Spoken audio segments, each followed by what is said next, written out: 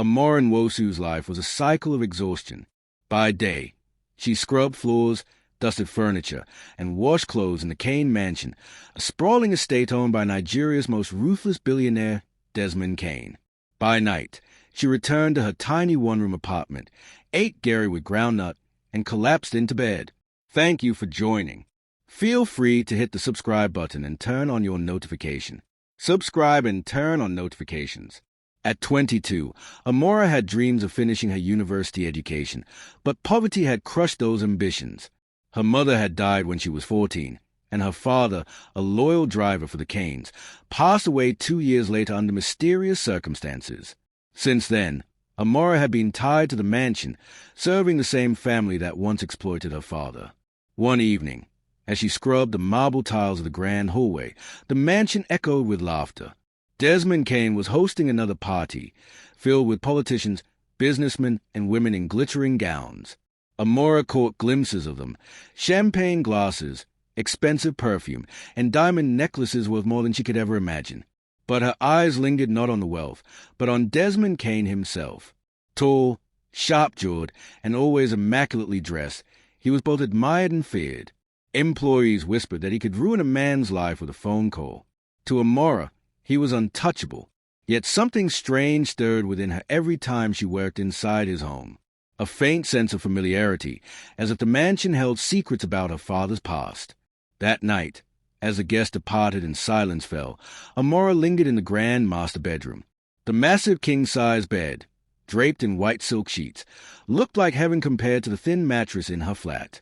She had been working for 14 hours straight. Her body ached. Just for a moment, she told herself, just one moment. She lay down. Within minutes, she was asleep. And that single act, one desperate mistake, would change her life forever. The morning sun cut through the mansion curtains. Amara stirred, startled. She had overslept. Worse, she was still in the billionaire's bed. Panic surged through her veins. Before she could flee, the bedroom door burst open.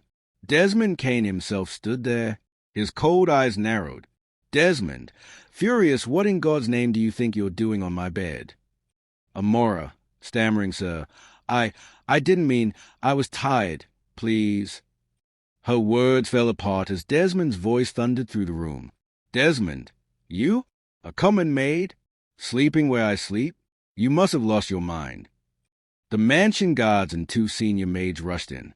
Laughter, whispers, and disgust filled the room. Senior maid, mocking, look at her, thinks she belongs here. Desmond ordered her to be dragged out, his pride burning. But before they could, a softer voice interrupted. From the doorway stood Madame Eloise Kane, Desmond's mother, an elegant woman in her 60s, with piercing eyes that missed nothing. She studied Amara closely. Eloise, calmly leave her. Nobody touches this girl. The entire room froze. Desmond frowned. Desmond, mother, this maid has disrespected our family. She should be fired immediately. Eloise, on the contrary, Desmond, she stays. In fact, she will live here from now on. Everyone gasped. Desmond's jaw tightened. Something about Amara had triggered Eloise's memory, a secret she had buried long ago. The mansion buzzed with rumors. Why had Madame Eloise protected Amara? Some maids whispered that Amara had bewitched her. Others said Eloise had gone senile. But Amara herself was confused. Why would the billionaire's mother defend her? That night, Eloise called Amara privately. The two sat in a dimly lit library filled with leather-bound books. Eloise poured tea and studied Amara's face. Eloise, softly, you look so much like him, your father. Amara, shaken, you knew my father. Eloise, of course. Kane Nwosu was more than just a driver. He was a man of loyalty and sacrifice. He once saved my husband's life. Amara's eyes widened. Her father had died a poor man, yet he had sacrificed for his family. Eloise leaned forward, lowering her voice. Eloise, there are things you don't know, Amara. Things Desmond himself doesn't know. For now, trust me, stay in this mansion. Your time is coming. Amara's heart pounded.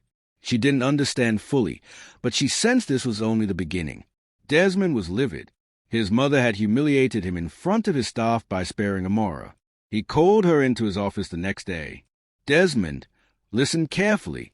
You may have tricked my mother, but you will not trick me. You are nothing more than a maid. One misstep, and you're gone." Amara nodded silently, but something inside her had changed. She was no longer afraid. Meanwhile, Eloise made sure Amara was given new responsibilities, assisting in the library, overseeing some accounts, even accompanying her to meetings. Other staff grew resentful, whispering that Amara was climbing too fast. One evening, Amara stumbled upon a locked cabinet in the library. She found an envelope with her father's name.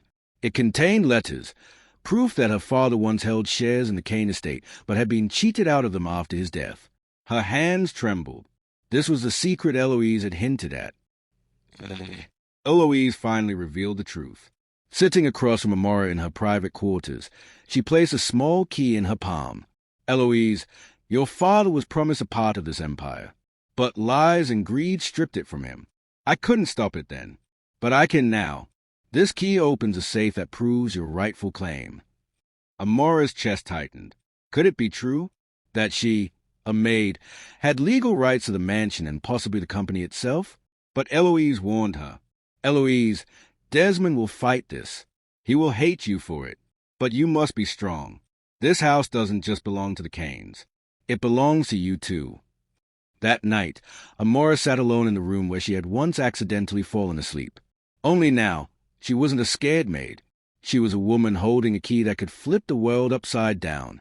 And when Desmond found out, war would begin. The staff quarters of Kane Mansion became a storm of gossip.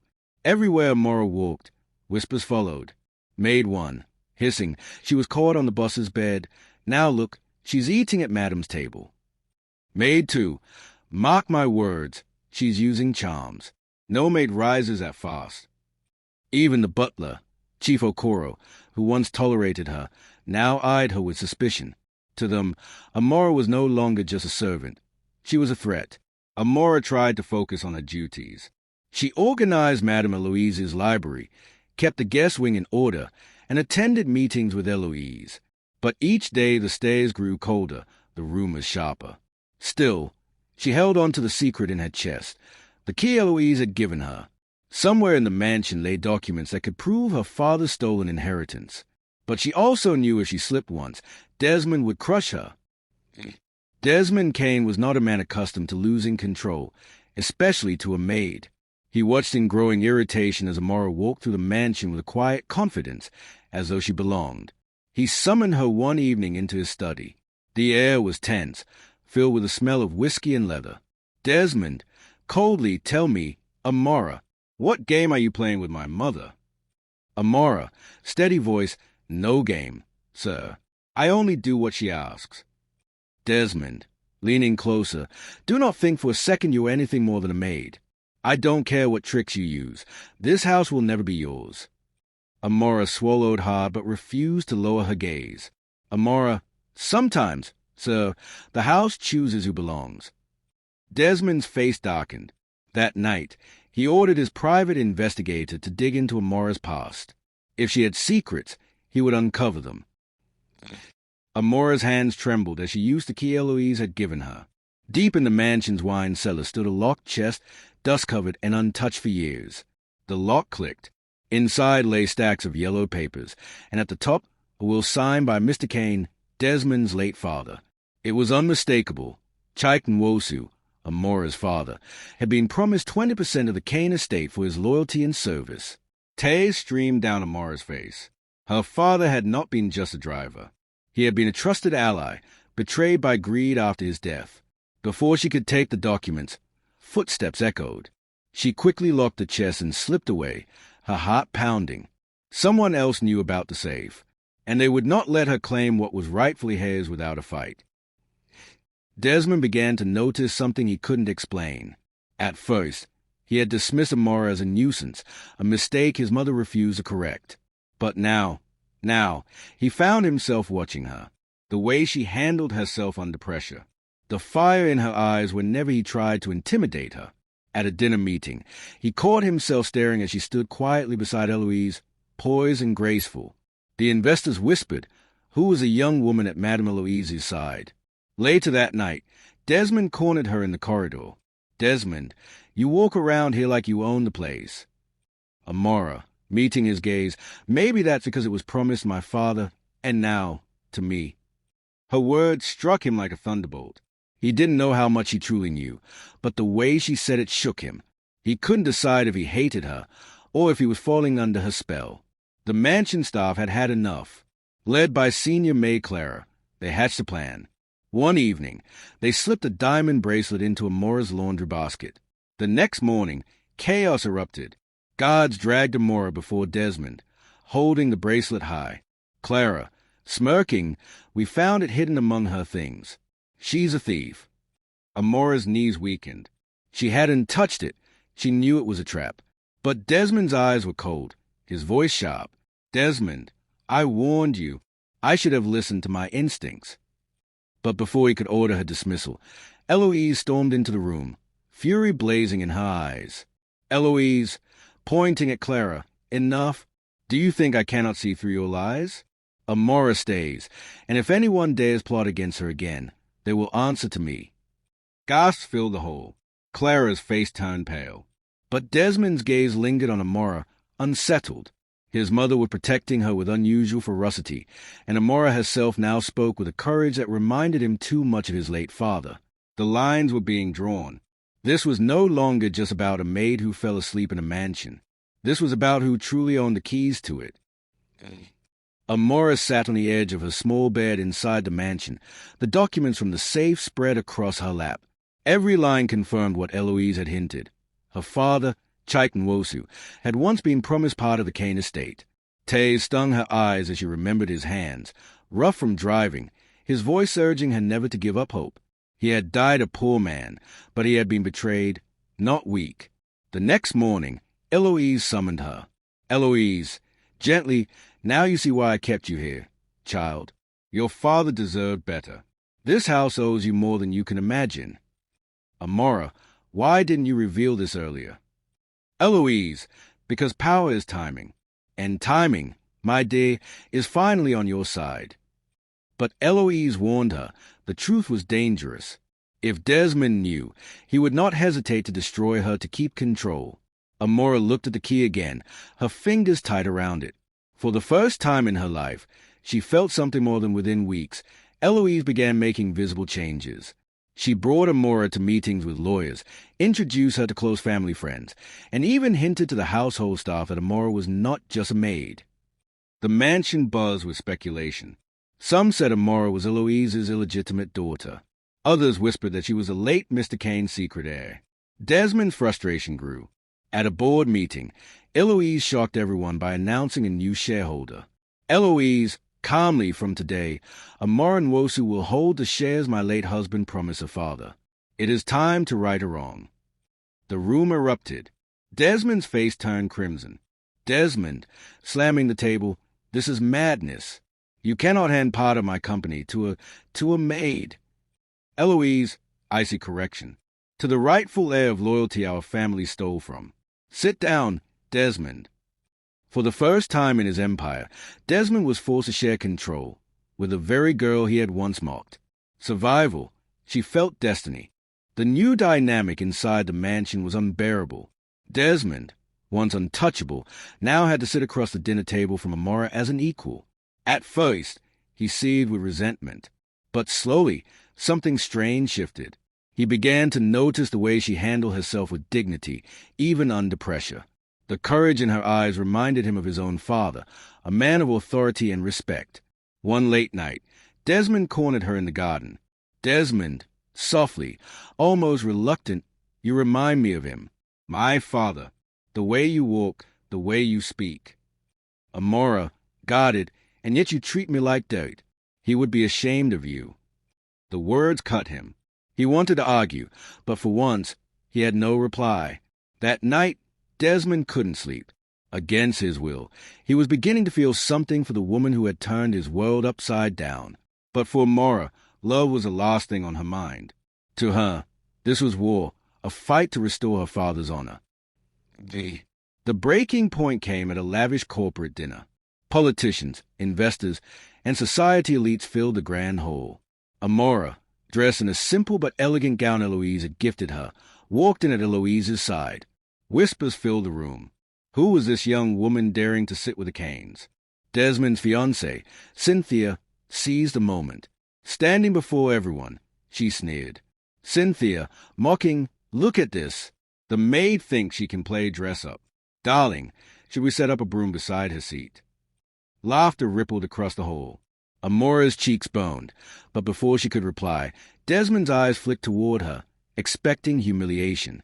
Instead, Amara calmly stood, producing a leather folder.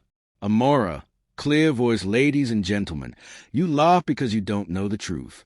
This document shows I am now a legal shareholder of the Kane Empire, not because of favors, but because it was stolen from my father, and I reclaimed it."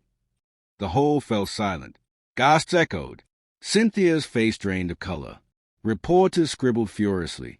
The Maid had just exposed the Kane family's darkest secret in public. By morning, the headline screamed, "Maid turned shareholder in Billionaire Empire." Amara Nwosu, the Cinderella of Lagos. The story went viral. Social media hailed her as a symbol of hope, proof that justice could still rise in a corrupt world. Inside the mansion, everything changed. The staff who once mocked her now bowed nervously. Investors who had dismissed her now called her Madame Amara. But with power came danger. Cynthia plotted revenge. Desmond battled his pride and his growing attraction. Eloise, satisfied, reminded Amara that this was only the beginning. Eloise, warning, "You have the keys now, child. But remember, keys open doors. They also invite enemies." Amara stared at the mansion's towering gates that night.